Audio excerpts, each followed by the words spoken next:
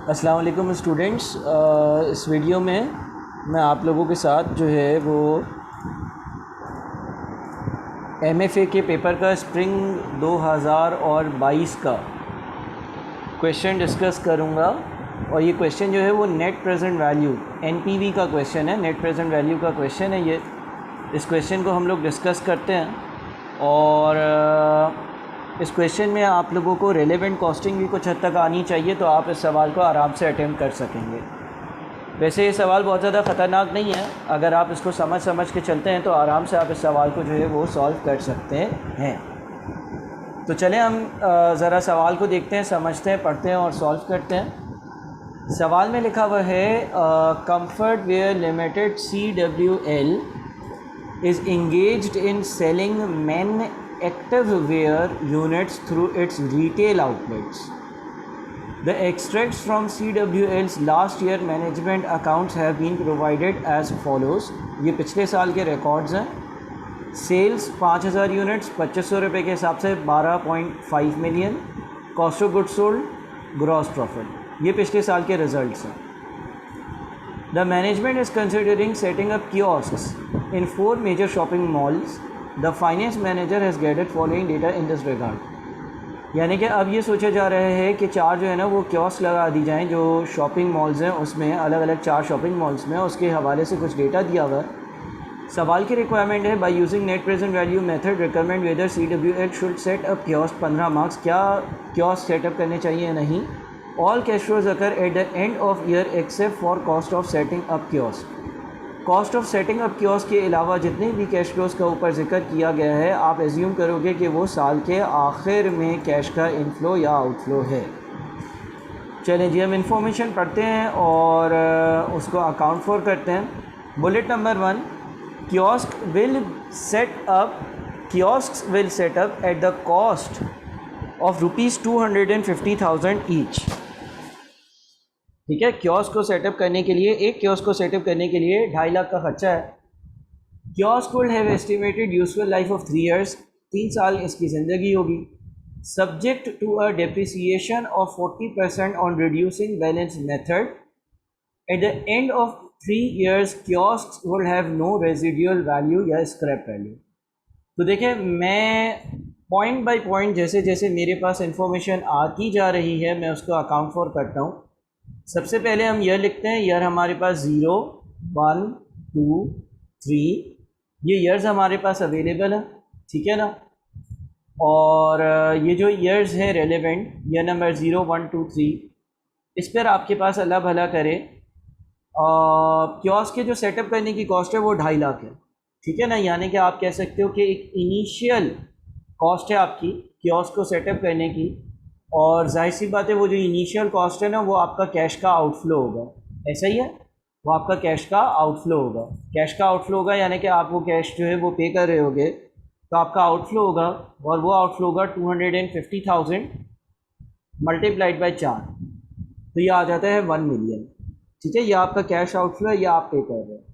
Kiosk की ज़िंदगी 3 साल होगी, तो हम जो भी हिसाब किताब कर रहे हैं वो 3 साल के लिए कर रहे हैं। जो मैं एक्सेल की शीट में यहाँ पे फॉर्मूले लगा कर और वैल्यूज़ डाल रहा हूँ वो ज़ाहिर है आपने वर्किंग नोट्स में दिखानी है। तो मैंने माइनस में 2.5 लाख इंटू 4 दिखा दिया, ये मेरा कैश का आउटफ्लो है as a initial cost. Bullet number 2 में लिखा हुआ है 4,000 units will be sold through all kiosks in the first year. It is estimated that 20% customers of retail outlets will shift to kiosks. अच्छा देखिए, 4,000 units जो है ना वो टोटल बिकेंगे ऑल कियोस्क, सारे कियोस्क से पहले साल में।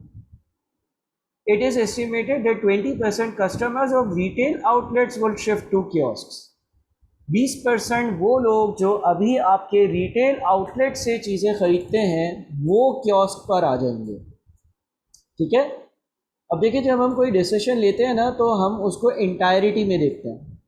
मैं जब कियोस्क लेने का फ़ैसला कर रहा हूँ तो उस कियोस्क से 4,000 चीज़ें बिक रही हैं, ये मेरे लिए एक अच्छी बात है। लेकिन मेरे लिए बुरी बात यह है कि 20% वो कस्टमर्स जो मेरी दुकानों से चीज़ें ख़रीदते थे वो अब कियोस्क से चीज़ें ख़रीदेंगे, तो वो इस 4,000 में शामिल है। यानी कि कियोस्क सेटअप करने से कियोस्क से सेल्स रेवेन्यू तो आ रहा है, एक बात, लेकिन साथ में जो करंट मेरे आउटलेट्स है उसका सेल्स रेवेन्यू कम भी हो रहा होगा। दूसरी बात आगे लिखा हुआ है, the past trend of retail outlet sales have revealed an average 5% increase in units sales each year.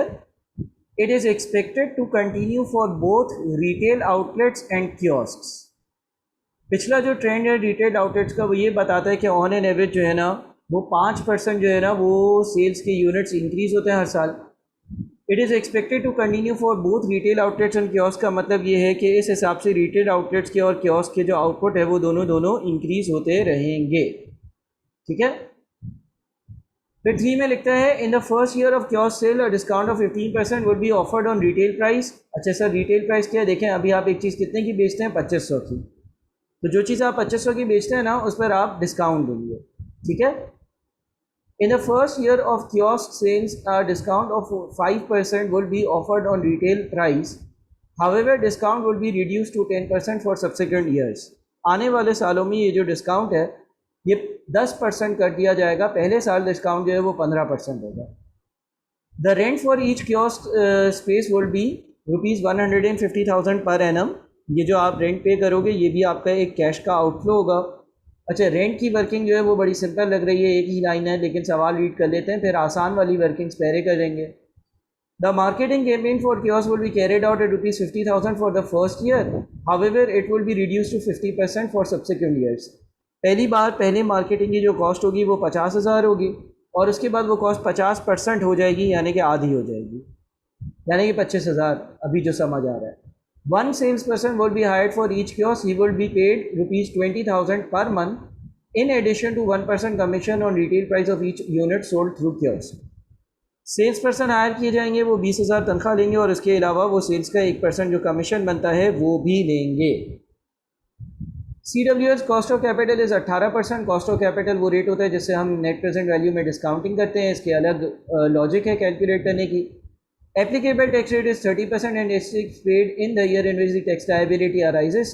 Tax का जो एक्सपेंस है उसकी अकाउंटिंग के लिए है। All revenues and costs are quoted on today's rate. All revenues and costs are quoted on today's rate का मतलब ये है कि इसमें इन्फ्लेशन का इम्पैक्ट शामिल नहीं है जो भी ऊपर वैल्यूज़ दी हुई हैं। लिहाजा अगर साल बढ़ेंगे तो अगर कोई इन्फ्लेशन है तो उसकी वजह से जो अमाउंट में इंक्रीज़ होगा उसको भी आपने अकाउंट फॉर करना है।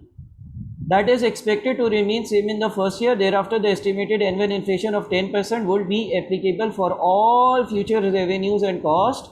यानी कि फ्यूचर में हर रेवेन्यू और कॉस्ट को आप 10% से बढ़ाओगे क्योंकि वो इन्फ्लेशन का इम्पैक्ट अकाउंट फॉर करने के लिए यूज़ हो रहा है और आपने नेट प्रेजेंट वैल्यू कैलकुलेट करनी है। तो देखते हैं, एक तो आपकी इनिशियल कॉस्ट है। अब हम आ जाते हैं रेवेन्यू पर। अच्छा जब हम रेवेन्यू कैलकुलेट करेंगे ना तो सवाल के बिल्कुल एंड में एक बात लिखी हुई थी, all cash flows occur at the end of year except for cost of setting up kiosk. यानी कि पहला साल शुरू हुआ तो ये जो कियोस्क सेटअप करने की कॉस्ट है या आपने ईयर 0 पर यानी कि पहले साल के स्टार्ट में इनकर करी होगी 2.5 लाख इंटू 4। इसके अलावा जितने भी कैश फ्लोज होंगे वो साल के आखिर में राइज हो रहे होंगे। तो अगर हम रेवेन्यूज़ की बात करते हैं और ईयर नंबर 1 के रेवेन्यू की बात करते हैं तो ज़रा गौर से सुनिएगा। देखिए पॉइंट नंबर 2 में लिखा हुआ है 4,000 units will be sold through all the kiosk in the first year. पहले साल में सारे कियोस्क से 4,000 चीज़ें बिकेंगी, 4,000 यूनिट्स बिकेंगे। It is estimated that 20% customers of retail outlets और शिफ्ट टू कियोस्क। इसमें से 20% वो लोग होंगे जो अभी मेरी जो शॉप है उससे चीज़ें ख़रीद रहे थे और अब जो है वो कियोस्क पर आ जाएंगे। यानी कि मुझे फ़ायदा 4,000 लोगों का तो नहीं हुआ, 4,000 यूनिट्स की सेल का तो नहीं हुआ। 20% तो वही कस्टमर है जो एक जगह से दूसरी जगह चला गया है, लेकिन अभी मैं उसको इग्नोर करता हूँ। उसका जो नुकसान है मुझे कि वो कस्टमर सिर्फ शिफ्ट हुआ है दुकान से और कियोस्क पर, उसको अकाउंट फॉर कैसे करना है वो देखते हैं। फिलहाल जो कियोस्क से चीज़ें बिकी वो 4,000 चीज़ें बिकेंगी। अच्छा एक चीज़ की सेलिंग प्राइस हमें सवाल में यहाँ पर ऊपर दी हुई है कि वो 2,500 रुपये की बिकती है। तो 4,000 चीज़ें मल्टीप्लाइड बाई 2,500 एक का रेट है, मल्टीप्लाइड बाई मज़ीद एक चीज़ है। अगर आप पॉइंट नंबर 4 देखते हो, बोलते हैं in the first year of kiosk sales a discount of 15% will be offered on retail price. यानी कि मैं 2,500 रुपये चार्ज नहीं करूँगा बल्कि मैं 2,500 का 85% चार्ज कर रहा हूँ, इसलिए क्योंकि उसने बोला हुआ है कि तुम 15% डिस्काउंट दोगे। तो जब मैं किसी चीज़ पर 15% का डिस्काउंट देता हूँ तो उसकी वैल्यू उसका 2,500 अगर वैल्यू थी तो उसका 85% बच जाएगी 15% हटा कर। और ये ऐसे 4,000 चीज़ें बेचूंगा तो 8.5 मिलियन का मेरा रेवेन्यू होगा। ये पहले साल की कहानी हो गई। अच्छा सर अगले साल क्या होगा? अगले साल के लिए आपने ये देखना है कि इससे आगे लिखा हुआ है however discount will be reduced to 10% for subsequent year sales, यानी कि अगले आने वाले साल होंगे उसमें आपके पास जो डिस्काउंट होगा वो 10% होगा, 15% नहीं होगा। इसके अलावा बुलेट नंबर 3 में लिखा हुआ है the past trend of retail outlet sales have revealed an average of 5% increase in unit sales, यानी कि हर साल 5% से सेल्स ज़्यादा होती है, 5% ज़्यादा यूनिट्स बिकते हैं, इसका इम्पैक्ट लेना है, ये दूसरी चीज़ हो गई। और कोई चीज़ अगर हम देखें तो हमारे पास पॉइंट नंबर 5 में लिखा हुआ था कि ऊपर दी गई सारी चीज़ें आज के रेट पर है और हर साल आप 10% की इन्फ्लेशन को अकाउंट फॉर करना है, यानी कि हर चीज़ 10% के हिसाब से बढ़ जाएगी। तो देखिए पहले साल मैं 4000 चीज़ें बेच रहा था, दूसरे साल मैं 4000 चीज़ें नहीं बेचूंगा बल्कि मैं 5% से इसको बढ़ा दूंगा, क्योंकि सवाल में लिखा हुआ है कि हर अगले साल पिछले साल से 5% ज़्यादा यूनिट्स बिकते हैं। तो 4000 मल्टीप्लाइड बाई 1.05 से मेरे पास नंबर ऑफ़ यूनिट्स आ जाते हैं। अच्छा, सेलिंग प्राइस जो है ना वो दी हुई है 2500, जो मुझे सवाल में सेलिंग प्राइस दी हुई है वो दी हुई है 2500। अब मैं 2500 का 85% नहीं दूंगा बल्कि 90% लूँगा, क्योंकि अब मैं डिस्काउंट दे रहा हूँ सिर्फ और सिर्फ 10%, 15% डिस्काउंट नहीं दे रहा, तो 2500 का मैंने 90% ले लिया। इसके अलावा इन्फ्लेशन की वजह से जो सेल्स रेवेन्यू है यानी कि जो सेलिंग प्राइस है वो 1.1 से मल्टीप्लाई कर दी 10% से बढ़ाने के लिए। 10% से उससे कहा था कि सेलिंग प्राइस बढ़ेगी, हर चीज़ 10% से बढ़ेगी, चाहे वो कॉस्ट हो चाहे वो सेलिंग प्राइस हो। तो पहले साल जो सेलिंग प्राइस थी उसको 10% से बढ़ाने के लिए 1.1 से भी मल्टीप्लाई करेंगे, तो ये 10395,000 आएगा। अच्छा, तीसरे साल की बात करते हैं। पहले साल के यूनिट से 4000, हर साल यूनिट क्योंकि 5% से बढ़ने हैं, हर साल यूनिट्स क्योंकि 5% से बढ़ने हैं, तो 1.05 की पावर 2, 1.05 की पावर 2 इसलिए क्योंकि 4000 मल्टीप्लाइड बाई 1.05 ये ईयर नंबर 1 के यूनिट्स आए, 2 के यूनिट्स आए, फिर उसको 1.05 से मजीद मल्टीप्लाई किया ईयर नंबर 3 के यूनिट्स आए, यानी कि 2 बार 1.05 से 4000 को मल्टीप्लाई किया, क्योंकि 4000 यूनिट्स ईयर 1 पे थे, 1 से 2 और 2 से 3 2 बार वो इंक्रीज़ हो रहे हैं 5% से। अच्छा, जो सेलिंग प्राइस है वो 2500 है और मैं 10% का डिस्काउंट दूंगा तो वो 90% पे होगी, तो मैंने जो है वो 2500 का 90% लिया और उसके बाद मैं 1.1 पावर 2 करूँगा। क्यों?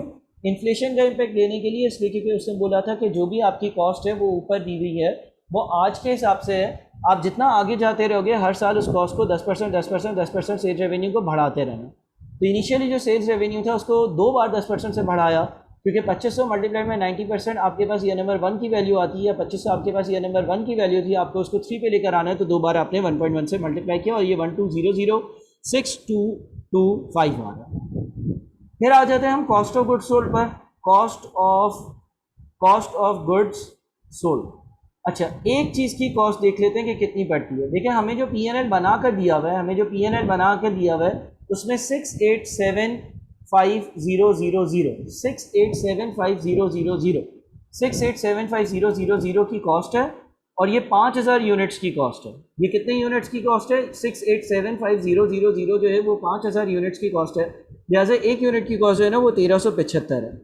अब पहले साल आपने कितने यूनिट्स बेचे थे? 4000, तो 4000 यूनिट्स की कॉस्ट कितनी हुई? 4000 मल्टीप्लाइड बाई 1375, ठीक है, यानी कि 5.5 मिलियन। सर दूसरे साल कॉस्ट क्या होगी? दूसरे साल आपने यूनिट्स कितने बेचे हैं? दूसरे साल मैंने जो यूनिट्स बेचे वो बेचे 4000 मल्टीप्लाइड बाई 1.05। जितने यूनिट्स ईयर नंबर 1 पर है उसको 5% से इंक्रीज़ किया, क्योंकि यूनिट्स हर बार 5% से इंक्रीज़ हो रहा है। मल्टीप्लाइड बाई 1375 जो ऊपर मैंने वैल्यू कैलकुलेट करी है, मल्टीप्लाइड बाई 1.1। सर 1.1 से क्यों? क्योंकि सवाल में ये लिखा हुआ था, सवाल में ये मेंशन था कि हर साल चाहे कॉस्ट हो चाहे सेल्स रेवेन्यू हो कुछ भी हो वो 10% से बढ़ेगा। तो 4000 को 1.05 से मल्टीप्लाई किया यूनिट्स बढ़ने की वजह से, और 1375 को एक बार 1.1 से मल्टीप्लाई किया, तो ये 6352000 आ गया। सर उसके अगले साल क्या होगा? उसके अगले साल 4000 मल्टीप्लाइड बाई 1.05 की पावर 2 या 1.05 मल्टीप्लाइड बाई 1.05। सर 2 बार क्यों मल्टीप्लाई किया? 2 बार इसलिए मल्टीप्लाई करना है क्योंकि जो यूनिट्स है उसको 2 बार 5-5% से हम इंक्रीज़ करेंगे। जब मैंने 2 बार 5-5% से यूनिट्स को इंक्रीज़ कर लिया, उसके बाद हम क्या करेंगे? उसके बाद हम कॉस्ट से मल्टीप्लाई करेंगे। इनिशियली जो कॉस्ट है वो 1375 है। अब जो 1375 रुपये की जो कॉस्ट है, उस 1375 रुपये की कॉस्ट को भी इन्फ्लेशन की वजह से बढ़ाना है। इन्फ्लेशन की वजह से 2 बार बढ़ाना है, यानी कि 1.1 इंटू 1.1 या 1.1 की पावर 2 से हम मल्टीप्लाई करेंगे, तो ये बन जाएगा आपका 7337138, ये आपकी कॉस्ट ऑफ गुड्स सोल्ड की वैल्यू हो गई। ठीक है जी। अच्छा, इसके अलावा और कोई हमारे पास जो आउटफ्लो है वो देख लेते हैं। तो हम जब सवाल पढ़ते हैं तो हमारे पास पॉइंट नंबर 5 आता है, the rent for each kiosk space will be ₹150,000 per annum, यानी कि जो आपने कियोस्क ली हुई है उसका आप रेंट पे करते हो।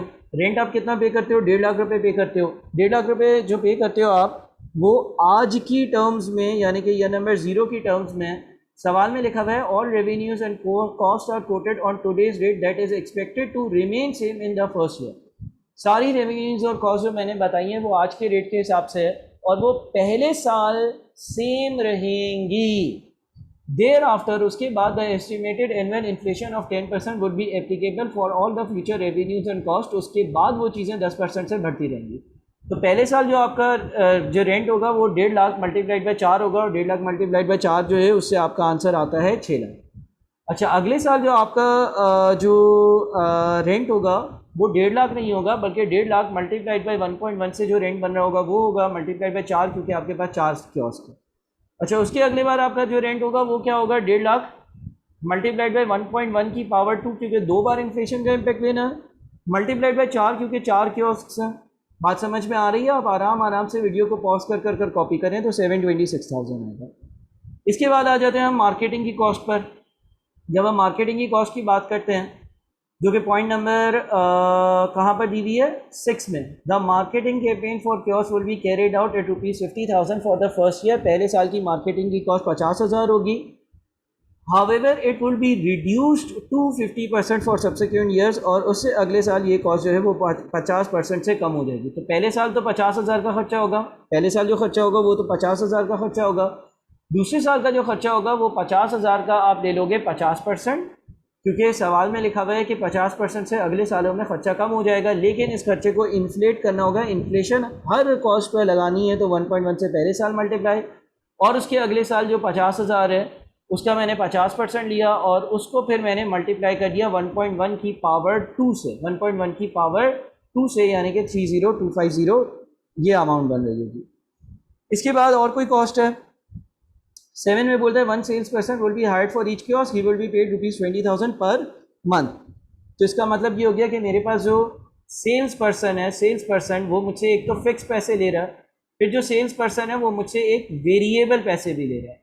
सेल्स पर्सन फिक्स पैसे भी ले रहा है और सेल्स पर्सन वेरिएबल पैसे भी ले रहा है। अच्छा, जो सेल्स पर्सन फिक्स्ड पैसे ले रहा है मुझसे, जो सेल्स पर्सन फिक्स पैसे ले रहा है मुझसे, वो 20,000 रुपये ले रहा है एक कियोस्क के। तो अगर 20,000 एक कियोस्क के हैं और मेरे पास एक महीने की ये तनख्वाह है, तो ज़रा इसकी वर्किंग देखिएगा। 20,000 multiplied by 4 multiplied by 4, 20,000 multiplied by 4, 20,000 multiplied by 4। क्यों? हर कियोस्क पे एक बंदा होगा जिसकी तनख्वाह 20,000 20,000 20,000 20,000 होगी, मल्टीप्लाइड बाई 12। मल्टीप्लाइड बाई 12 क्यों? क्योंकि ये माहाना तनख्वाह है और हम वर्किंग सालाना कर रहे हैं, तो 960,000 आई कॉस्ट। इसके बाद इससे अगले महीने क्या होगा? इससे अगले महीने 20,000 मल्टीप्लाइड बाई 1.1, क्योंकि हर कॉस्ट जो है वो 10% से इंक्रीज हो रही है due to inflation, multiplied by 4 multiplied by 12, क्योंकि 4 वर्कर्स हैं और 12 महीने।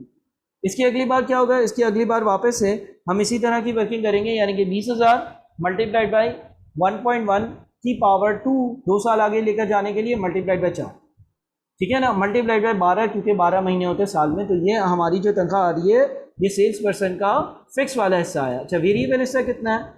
बोलते हैं कि in addition to 1% commission on retail price of each unit sold through kiosk, यानी कियोस्क जो भी चीज़ें बिकी हैं इसका एक वेरिएबल कमीशन भी होगा, और वो जो सेलिंग प्राइस है ना, वापस से ज़रा पढ़ते हैं, 1% commission on retail price, 1% commission on retail price of each unit sold through kiosk.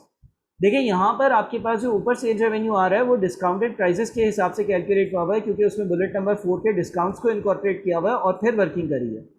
लेकिन जब आप ये वाला बुलेट देखते हो तो इसमें बोलता है कि रिटेल प्राइस पर कमीशन मिलेगा। तो रिटेल प्राइस पर जब कमीशन मिलेगा तो 4,000 units multiplied by 2500, 4,000 units multiplied by 2500, 4,000 units multiplied by 2500 से जो अमाउंट बनेगा उसका 1% ले लेंगे। तो पहली बार का कमीशन आ रहा है 1 लाख। अगली बार का कमीशन क्या होगा? अगली बार के कमीशन के लिए 4,000 मल्टीप्लाइड बाई 1.05, क्योंकि पहले साल के आखिर में यूनिट्स इंक्रीज होंगे, मल्टीप्लाइड बाई 2500 मल्टीप्लाइड बाई 1.1, क्योंकि सेलिंग प्राइस 10% से इन्फ्लेशन की वजह से इंक्रीज होगी। और ये जो आंसर आएगा इसका हम 1% ले लेंगे, तो कमीशन 115,500 बनेगा। उसकी अगली बार 4,000 मल्टीप्लाइड बाई 1.05 की पावर 2, क्योंकि 2 साल आगे लेकर जाना है, मल्टीप्लाइड बाई 2500 की भी 2 बार 1.1 से बढ़ाना है, तो 1.1 की भी पावर 2 आएगी, और जो आंसर आएगा उसको 1% से मल्टीप्लाई करेंगे तो 133,403। इसके अलावा और कोई बात है? इसके अलावा एक डेप्रिसिएशन है, डेप्रिसिएशन की वर्किंग कर लेते हैं। अच्छा सर, डेप्रिसिएशन तो कैश का आउटफ्लो नहीं है, नेट प्रेजेंट वैल्यू में तो हम सिर्फ कैश आउटफ्लो लेते हैं, लेकिन डेप्रिसिएशन एक ऐसा एक्सपेंस है जो टैक्स वाला अलाउ करता है और टैक्स कम चार्ज करता है। तो हम टैक्स कैलकुलेट करने के लिए डेप्रिसिएशन को माइनस करेंगे, फिर टैक्स का एक्सपेंस माइनस करके और डेप्रिसिएशन को ऐड कर देंगे। ये ट्रीटमेंट आप पहले भी सीख चुके हो। तो डेप्रिसिएशन कितनी होगी? आपके टोटल कियोस्क जो है वो 1 मिलियन के थे और डेप्रिसिएशन का रेट जो है बुलेट नंबर 1 में दिया हुआ है। The kiosk will have estimated useful life of 3 years subject to a depreciation of 40% on reducing balance method। तो depreciation की और loss on disposal वगैरह की वर्किंग करते हैं। देखिए कियोस्क की जो कॉस्ट है ना, जितने में मैंने लिया वो 1 मिलियन है, ठीक है ना। 1 मिलियन की कॉस्ट पे मैंने सारे कियोस्क ले लिए। अब जब मैंने 1 मिलियन की कॉस्ट पर सारे कियोस्क ले लिए, उसके बाद पहले साल की जो डिप्रिसिएशन होगी, क्योंकि 40% का रिड्यूसिंग बैलेंस रेट है तो इस पर 40% आपने लगा दिया। ये पहले साल की डिप्रिसिएशन आ गई 4 लाख। जब पहले साल की डिप्रिसिएशन 4 लाख आ गई तो आपने अमाउंट नेट किया, यानी कि ये नेट बुक वैल्यू आ गई ईयर नंबर 1 पर। अब आपने क्या किया? अब आपने अगेन डिप्रिसिएशन कैलकुलेट करी, तो रिड्यूसिंग बैलेंस मेथड है तो बची हुई वैल्यू का 40% लेंगे तो वो 2,40,000 आया। अब आपने net book value year number 2 पर कैलकुलेट करी, उसके लिए आपने 6 लाख में से 2,40,000 माइनस किया। अगेन आपने डिप्रिसिएशन कैलकुलेट करी, उसके लिए जो आपके पास नेट बुक वैल्यू आई हुई है उसका आपने 40% लिया। उसके बाद आपके पास net book value year number 3 जो है वो आ गई 360,000 में से आपने 144,000 माइनस किया, 2,16,000 रुपये आ गए। अच्छा देखिए, यहाँ पर बुलेट नंबर 1 में एक इंपॉर्टेंट बात ये भी लिखी हुई है, at the end of 3 years kiosk would have no residual value. 3 साल के आखिर में कियोस्क की कोई रेजिडुअल वैल्यू नहीं होगी। इसको बेचने जाओगे तो ये 0 रुपीज़ में बिकेगा, यानी कि जो इसकी स्क्रैप वैल्यू होगी वो 0 होगी। तो देखें, अगर स्क्रैप वैल्यू 0 होगी, आप मुझे बताएं, अगर स्क्रैप वैल्यू 0 होगी और नेट बुक वैल्यू 2,16,000 है, तो इसका मतलब ये नहीं हुआ कि 2,16,000 का मुझे लॉस ऑन डिस्पोजल होगा। एग्जैक्टली मुझे 2,16,000 का लॉस ऑन डिस्पोजल होगा। इसलिए लॉस ऑन डिस्पोजल होगा क्योंकि जो चीज़ 2,16,000 की बुक वैल्यू पर है वो 0 में बिक रही है, तो 2,16,000 पूरा का पूरा मेरा लॉस है। तो इसका मतलब अगर मैं डिप्रिसिएशन की अमाउंट्स लिखता हूँ तो जैसे कि यहाँ पे कैलकुलेट करिए, पहले साल की डिप्रिसिएशन 4 लाख, दूसरे साल की जो डिप्रिसिएशन होगी वो होगी 2,40,000, तीसरे साल की जो डिप्रिसिएशन होगी वो होगी 144,000, ठीक है। इसके अलावा आपके पास लॉस ऑन डिस्पोजल की जो वैल्यू दी हुई है ना, वो दी हुई है 2,16,000। तो 2,16,000 का अगर लॉस ऑन डिस्पोजल है, 2,16,000 का अगर लॉस ऑन डिस्पोजल है तो 2,16,000 भी यहाँ से माइनस कर देते हैं, 216,000 माइनस करेंगे। अब हमारे पास ये सारी एडजस्टमेंट्स करने के बाद प्रॉफिट बिफोर टैक्स आ जाएगा। जब हम प्रॉफिट बिफोर टैक्स कैलकुलेट करेंगे तो हमारे पास ये सारी वैल्यूज़ आ जाएंगी, ठीक है जी। ये सारी वैल्यूज़ आएंगी हमारे पास प्रॉफिट बिफोर टैक्स की। ये हमारी जो है ना वो रेलिवेंट वर्किंग्स है, सही है जी। और ये आपका प्रॉफिट बिफोर टैक्स आएगा। अच्छा सर, प्रॉफिट बिफोर टैक्स तो आ गया, अब इस पर जो है वो टैक्स चार्ज होगा। एग्री, आपकी जो टैक्स की अमाउंट है वो प्रॉफिट बिफोर टैक्स पे लगती है। एक बार इस वर्किंग को देख लेते हैं हम, कोई गलती तो नहीं है। मैं ज़रा इसको जो है वो आइडेंटिफाई कर लूँ। अच्छा हाँ, एक चीज़ हम अकाउंट फॉर करना भूल गए, और वो चीज़ क्या अकाउंट फॉर करना भूल गए, ज़रा गौर से सुनिएगा। देखिए, जब हम अपना कियोस्क सेटअप करेंगे तो कियोस्क के बिज़नेस के ये रिजल्ट्स हैं, लेकिन उसकी वजह से मेरी जो दुकान थी उसकी सेल्स भी कम हो रही है, उसका इम्पेक्ट आपने नहीं लिया। जब दुकान की सेल्स कम होगी तो उसका भी तो कुछ इम्पेक्ट होगा। सर वो क्या इम्पेक्ट होगा, आप ज़रा बताएं। देखिए यहाँ पर क्या लिखा हुआ है, it is estimated that 20% customers of retail outlets will shift to kiosk, यानी कि 20% कस्टमर्स ऐसे हैं जो आपकी दुकान से आपके कियोस्क पर शिफ्ट हो जाएंगे। तो देखिए यहाँ पर मैंने जो ऊपर रेवेन्यू लिखा है ना, वो ये लिखा है कि भाई मेरे कियोस्क सेटअप करने से क्या रेवेन्यू आया, लेकिन मेरे कियोस्क को सेटअप करने से सिर्फ और सिर्फ ये रेवेन्यू आया तो है, लेकिन इसमें से कुछ रेवेन्यू ऐसा है जो ट्रांसफॉर्म हुआ है शॉप से ट्रांसफॉर्म है कियोस्क पर। तो मेरे कियोस्क सेटअप करने का जो फैसला है उसमें दो बातें हैं, एक तो इस रेवेन्यू का आना और जो एग्जिस्टिंग रेवेन्यू था उसका खो जाना, या रेवेन्यू जो एग्जिस्टिंग था उसका अचीव ना कर पाना। ये रेलेवेंट कॉस्टिंग और डिसीजन मेकिंग, ये जो चैप्टर है उसमें आपने पढ़ा हुआ होगा कि अगर हम कोई डिसीजन लेते हैं तो उसकी वजह से हम जो नहीं कमा पाते उसको भी हमें अकाउंट फॉर करना होता है। तो हो ये रहा है कि भाई आप यूँ समझ लो कि आपके पास जो है ना, इससे बोला हुआ है कि it is estimated that 20% customers of retail outlet would shift to kiosk. Retail outlet पर इस साल तक 5,000 लोग थे, एग्री, अब क्या होगा कि वो 5,000 लोग जो मेरे रिटेल आउटलेट पे थे, जो मुझसे जो है वो 2500 रुपये के हिसाब से चीज़ें ख़रीदते थे, या 5,000 लोग जो थे उसका 20% लोग अब मुझसे शॉपिंग नहीं करेंगे। तो 5,000 का 20%, 5,000 कहाँ से आया ये देखें, ये आपके पास जो शॉप थी ना उसके रिजल्ट्स हैं। 5,000 लोग आपसे जो है वो शॉप से चीज़ें ख़रीदते थे और उसका 20% लोग जो हैं वो आपसे अब चीज़ें नहीं खरीदेंगे, पहली बात। दूसरी बात ये है कि ये जो रिजल्ट थे ये कब के थे, the extract from CWN's last year management accounts have been provided as under, ये पिछले साल के मैनेजमेंट अकाउंटिंग के रिकॉर्ड्स हैं।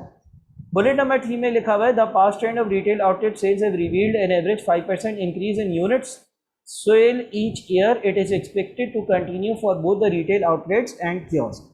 यानी कि जो 5,000 यूनिट्स मैंने पिछले साल बेचे थे उसका 20% नहीं लेना चाहिए मुझे, बल्कि मुझे इसको 1.05 से मल्टीप्लाई कर कर उसका 20% लेना चाहिए, क्योंकि 5,000 यूनिट्स तो मैंने पिछले साल बेचे थे। यह नंबर 1 पर अगर मेरी शॉप होती तो 5,000 मल्टीप्लाइड बाई 1.05 यानी कि 5% इंक्रीज़ के बाद जो यूनिट्स बनते हैं वो बिक रहे होते और उसका 20% नहीं बिक पाएंगे अगर मैं कियोस्क सेटअप करता हूँ, और उससे 2500 के हिसाब से एक यूनिट का जो पैसा आया था वो नहीं आ पाएगा, और इस पैसे के हिसाब से ये जो टोटल अमाउंट बनेगा वो 2625,000 ये रेवेन्यू मैं अर्न नहीं कर पाऊँगा। इसी तरह से सेकेंड ईयर में क्या होगा, सेकेंड ईयर में अगेन आप जो है वो 5,000 लो, 5,000 आपके पास ईयर नंबर 0 के यूनिट्स थे, ठीक है ना। उन 5,000 को आप दो बार 1.05 से बढ़ाओ, एक बार 1 पर आने के लिए और एक बार जो है ना वो 2 पर आने के लिए, एक बार 1 पर आने के लिए और एक बार जो है वो 2 पर आने के लिए, क्योंकि 5,000 यूनिट्स ईयर नंबर 0 के थे या पिछले साल के थे। तो आपके पास जो है वो 1.05 और 1.05 से उसको दो बार मल्टीप्लाई किया, ठीक है। और उसके बाद आपने क्या किया, उसके बाद आपने उसका 20% लिया। ये जितने भी यूनिट्स बनते हैं 20% ये अब नहीं बिक पाएंगे, तो इससे आने वाला रेवेन्यू नहीं मिल पाएगा, और इससे आने वाला रेवेन्यू कितना होता, 2500 इंटू 1.1 होता। 2500 जो सेलिंग प्राइस दी हुई है और उसको 1.1 से बढ़ाया एक साल के लिए, ये नहीं कमा पाऊँगा। इसी तरह से यहाँ पर क्या होगा, 5,000 मल्टीप्लाइड बाई 1.05 ईयर 1 पर आया, मल्टीप्लाइड बाई ईयर 1.05 ईयर 2 पर आया, मल्टीप्लाइड बाई 1.05 ईयर नंबर 3 पर आया। याद रहे यहाँ पर 1.05 से 3 बार मल्टीप्लाई हो रहा है, 3 बार मल्टीप्लाई हो रहा है, क्योंकि ये 5,000 यूनिट्स ईयर नंबर 1 के नहीं है अल्लाह के बंदो, ये ईयर 0 के हैं, ये पिछले साल के हैं। Last year management accounts were as follows, जबकि ऊपर वाली वर्किंग में 2 बार मल्टीप्लाई कर रहे थे, इसलिए क्योंकि यहाँ पर जो आपको 4,000 यूनिट दिए हुए थे वो इस साल जो बिकेंगे, पहले साल जो बिकेंगे, यानी कि ईयर नंबर 1 वाली वैल्यूज़ थी।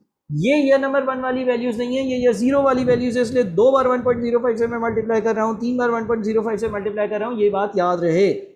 इसका मैंने लिया 20%, जितने भी यूनिट्स बने उसको मैंने मल्टीप्लाई किया 2500 मल्टीप्लाइड बाई 1.1 मल्टीप्लाइड बाई 1.1 से, तो ये सेल्स रेवेन्यू जो आ रहा है ये अचीव नहीं होगा।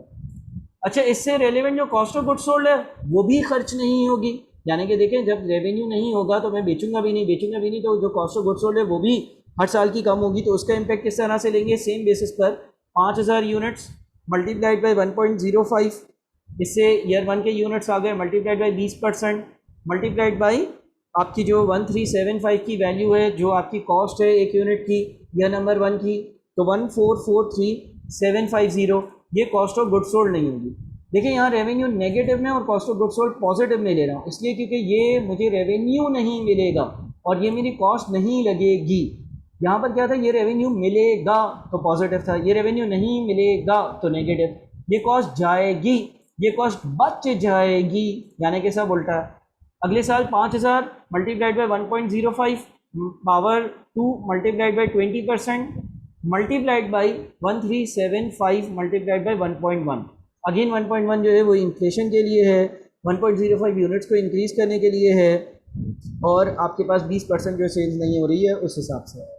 उसकी अगली बार 5,000 यूनिट्स मल्टीप्लाइड बाई 1.05 की पावर 3 कर देते हैं, ठीक है ना। ईयर 1 पर बढ़ा, ईयर 2 पर बढ़ा, ईयर 3 पर बढ़ा, और उसको जो है वो हमने 20% से मल्टीप्लाई किया यूनिट्स के लिए, और फिर उसको हमने मल्टीप्लाई कर दिया 1375 मल्टीप्लाइड बाई 1.1 की पावर 2, यानी कि 1925,999 आ रहा है। अच्छा एक मिनट, इधर से माइनस का साइन हटाना पड़ेगा क्योंकि ये चीज़ें बची हैं, ये खर्चे बच गए, तो 1925,999 की बचत है। तो इसका मतलब ये हो गया कि अब मैं अपने पास जो मेरा इस डिसीजन के बाद प्रॉफिट बिफोर टैक्स आ रहा होगा वो कितना आ रहा होगा, अब मैं देख सकता हूँ। और अब मैं इसको नेट ऑफ करता हूँ सारी चीज़ों को, ये यहाँ से नेट ऑफ किया, ये सारी चीज़ें नेट ऑफ करी, तो नज़र कुछ इस तरह से आ रहा है कि आपको जो है ना पहले साल नुकसान होगा, ठीक है ना, दूसरे साल फ़ायदा होगा, प्रॉफिट होगा, और तीसरे साल भी प्रॉफिट होगा 579156 का और फिर 682018 का। अब आप इस पर टैक्स अप्लाई करें। अच्छा, टैक्स कितने रेट पर है? टैक्स का रेट है 30%, टैक्स का रेट है 30%। अच्छा, टैक्स का जो रेट है 30%, उसके बारे में कुछ लिखा है, applicable tax rate is 30% and tax is paid in the year in which the tax liability arises. उसी साल में टैक्स जो है वो पे हो जाता है। तो अब पहले साल देखें, अगर आपके पास जो है ना वो टैक्सेबल लॉसेज आ रहे हैं ना, टैक्सेबल लॉसेज आ रहे हैं, तो आप जो है वो पॉजिटिव टैक्स एक्सपेंस दिखाओगे। पॉजिटिव टैक्स एक्सपेंस का दिखाने का मतलब ये है कि भाई आप पे टैक्स लगेगा नहीं, बल्कि ये टैक्स कैरीड फॉरवर्ड लॉसेज होते हैं। टैक्स वाला ये कहता है कि अगर तुम्हें अपने बिजनेस में नुकसान हो रहा होगा तो वो जो नुकसान है तुम फ्यूचर में जब इनकम करोगे तो मैं तुमसे वो चार्ज नहीं करूँगा, या तुम्हारे नुकसान पर जितना टैक्स लगना बनता है 30% के हिसाब से वो मैं तुम्हें रिफ़ंड करूँगा। तो बात सारी ये है कि ये 87375 का एक पॉजिटिव कैश फ्लो है, मुझे फ़ायदा हो जाएगा। कैसे फ़ायदा हो जाएगा? ये मेरे बिज़नेस का एक वेंचर है, मेरे बिज़नेस में दूसरे बहुत सारे वेंचर्स होंगे, जिन वेंचर में मैं जब अपना टैक्स का रिटर्न फाइल करूँगा तो 291250 को एज अ एक्सपेंस या एज अ लॉस दिखा दूंगा, तो मेरा टैक्स कम हो जाएगा, और मेरा टैक्स जो कम होगा वो इसके 30% के हिसाब से कम होगा। आप इसको यूँ समझें, जैसे आपके दो बिज़नेस हैं, एक बिज़नेस में आपको 100 रुपये का फ़ायदा हुआ, दूसरे बिज़नेस में आपको जो है ना वो 20 रुपये का नुकसान हुआ। तो जिसमें आपको 100 का फ़ायदा हुआ उस पर आपको 100 पर 30% टैक्स भरना है, ठीक है ना, यानी कि आपको 100 माइनस 30 नेट 70 बच गया। जिसमें आपको 20 का नुकसान हुआ उसमें टैक्स वाला आपको 30% अपनी जेब से दे रहा है, ठीक है। यानी कि आपका जो नुकसान है, वो यहाँ से एक, आपका जो नुकसान है वो 20 नहीं होगा, वो 14 होगा माइनस का, ठीक है। बात समझ में आ रही है? ठीक है, यहाँ पे मैं माइनस का साइन डाल देता हूँ। देखिए 100, अब समझ में आएगी बात। भाई आपने दो वेंचर्स कर रहे हो, एक्स कर रहे हो, वाई कर रहे हो। एक्स वेंचर में आपको 100 का प्रॉफिट हुआ, उस पर 30 रुपये का टैक्स भरा, नेट 70 बच गया। वाई वेंचर में 20 का नुकसान हुआ, टैक्स वाले ने बोला 20 का जो जितना तुम्हें नुकसान हुआ उसका 30% यानी कि 6 रुपये जो बनते हैं वो मैं तुम्हें एक तरह से तुम्हारा टैक्स कम लूँगा, तो तुम जो है वो -14 करना। सर कम कैसे देगा? देखो, जब टैक्स वाला आपसे टैक्स लेता है तो आपके एक्स एंड वाई यानी कि पूरे बिजनेस का टैक्स लेता है। वो टैक्स कैसे कैलकुलेट करेगा? वो बोलेगा एक जगह पर तुम्हें 100 का फ़ायदा हुआ, एक जगह पर तुम्हें 20 का नुकसान हुआ, यानी कि तुमने 80 कमाया है, मुझे 80 पर टैक्स दो। 80 पर कितना टैक्स देंगे? 80 पर 30% का टैक्स देंगे। 80 पर 30% का अगर हम टैक्स दे देंगे तो 24 बनता है, ठीक है। और अगर 24 बनता है तो नेट हमारे पास रिजल्ट क्या आता है? 56, जो इन दोनों के नेट से भी आ रहा है। तो कंडीशन कुछ यूँ वाली है कि हम एज्यूम करें कि ये जो कंपनी है इसके दूसरे भी बिजनेसेस होंगे जिसमें इसको टैक्सेबल प्रॉफिट हो रहा होगा जिस पे इसको टैक्स देना है, लेकिन यहाँ पर क्योंकि नुकसान हो रहा है तो अब इसको 80 पर टैक्स देना पड़ेगा। ये जो मैंने सिनेरियो बनाया, क्योंकि बिजनेस हमेशा टोटल प्रॉफिट्स पर टैक्स देता है, तो जब 20 का नुकसान इधर हुआ होगा तो उसकी वजह से 100 पर 30 रुपये का टैक्स नहीं देना पड़ा होगा, बल्कि 100 माइनस 20 यानी कि 80 पर 24 रुपये का टैक्स देना पड़ा होगा। तो एक तरह से मुझे 6 का जो यहाँ पे फ़ायदा नज़र आ रहा है ना, नेट टैक्स मेरा 24 हो रहा है, वो ये चीज़ है। अच्छा, इसी तरह से अगले साल चलेंगे तो अगले साल तो बड़ा सिंपल है, प्रॉफिट है उस पर टैक्स दे दो, और टैक्स आपका जो है वो एक्सपेंस है, टैक्स जो है वो आपका एक्सपेंस है, तो आप इसका 30% ले लो। उसके बाद उसके अगले साल वापस से आपको जो है वो प्रॉफिट हो रहा है, प्रॉफिट पर आपको जो है वो टैक्स देना है, टैक्स दे दो, तो 30% कैलकुलेट कर लो, 204605 बनता है, ठीक है जी। अब क्या होगा? अब आपने प्रॉफिट आफ्टर टैक्स कैलकुलेट कर लेना है, प्रॉफिट आफ्टर टैक्स, ठीक है ना। प्रॉफिट आफ्टर टैक्स आपके पास ये सारे प्रॉफिट आफ्टर टैक्स आ गए। अब आपने कोई एक नॉन कैश एक्सपेंसेस है, नॉन कैश एक्सपेंसेस को ऐड बैक करना है, add non cash expenses. Non cash expenses में आपके पास जो है वो डिप्रिसिएशन थी, ठीक है ना, डिप्रिसिएशन थी, और उसके अगले साल जो है वो आपके पास एक डिप्रिसिएशन भी थी, और एक आपके पास जो है वो लॉस ऑन डिस्पोजल था। लॉस ऑन डिस्पोजल भी कैश का इनफ्लो आउटफ्लो नहीं होता, लिहाजा उसको भी ऐड बैक किया जाता है, ठीक है जी। तो अब आपके पास नेट कैश फ्लोज क्या बन गए? Net cash flows, net cash flows आपके पास जो है वो यहाँ पर एक इन्वेस्टमेंट है, ठीक है जी, यानी कि 1 मिलियन का कैश आउटफ्लो है, और यहाँ पर आपके पास जो प्रॉफिट आफ्टर टैक्स है, प्रॉफिट आफ्टर टैक्स है, उसमें नॉन कैश एक्सपेंस को ऐड किया, यानी कि 196,125। इसी तरह से अगले साल और अगले साल 645,409, और उसके अगले साल जो है वो 837413। अब इसको आप डिस्काउंट कर लो। डिस्काउंटिंग का रेट क्या दिया हुआ है सवाल में? 18% का रेट दिया हुआ है। 18% डिस्काउंट करते हैं तो डिस्काउंट फैक्टर्स एट 18%। पहला डिस्काउंट फैक्टर क्या होगा? 1/1 प्लस 18% पावर 0। ठीक है। अगले साल 1/1 plus 18% power 1, 1/1 plus 18% power 2, 1/1 plus 18% power 3। ये आपके तीनों डिस्काउंट फैक्टर्स आ गए। अब आप अपने पास प्रेजेंट वैल्यूज़ निकाल सकते हो। प्रेजेंट वैल्यूज़ के लिए आप कैश फ्लोज को डिस्काउंट फैक्टर से मल्टीप्लाई करते हो। कैश फ्लोज को डिस्काउंट फैक्टर से मल्टीप्लाई कर आंसर्स आ गए। अब आप अपनी नेट प्रेजेंट वैल्यू निकाल लोगे। नेट प्रेजेंट वैल्यू निकालने के लिए आपके पास 139406 जो है वो फाइनल आंसर आपका बन गया, 139406। ठीक है जनाब, तो ये सवाल हमने सॉल्व कर लिया। आई होप कि आप लोगों को समझ में आया होगा। आराम से इस वीडियो को बार बार देखें, दोबारा रिपीट करें, और अगर कोई भी मसला हो तो आप मुझसे डिस्कस कर सकते हैं। इंशाल्लाह कोई मसला आएगा नहीं, लेकिन अगर फिर भी कोई मसला हो तो बिल्कुल आप मुझसे डिस्कस कर सकते हैं। इसको सॉल्व करें, अच्छे से समझें, सीखें। और ये हमारा स्प्रिंग 2022 का MFA का क्वेश्चन नंबर गालिबन 10 था।